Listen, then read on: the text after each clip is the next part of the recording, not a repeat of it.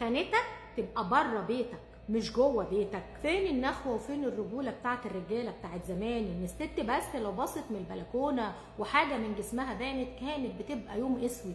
دلوقتي بنسمع ان الرجاله بيعرفوا ان ستاتهم بتشيط وبتخون وبتعمل بلاوي وهو بيغفل لها. هو مش عيب، لا التسامح عيب ولا الغفران عيب، بس مش الام اللي هتربي ولادك وهتطلع بناتك وهتطلع ولادك على المعصيه وعلى الخيانه وعدم الامانه والكذب والسرقه. لان الخيانه مش خيانه، الخيانه خيانه مبادئ وخيانه افكار وخيانه قلب وخيانه روح وخيانه في كل حاجه.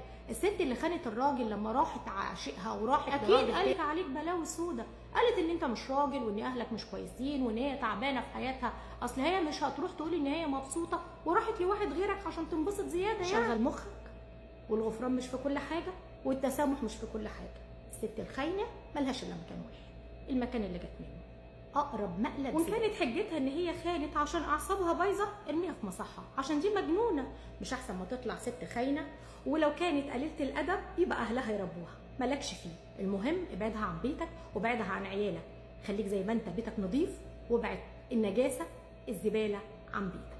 الله يهدي بيوتنا ويهدي كل ست محترمه.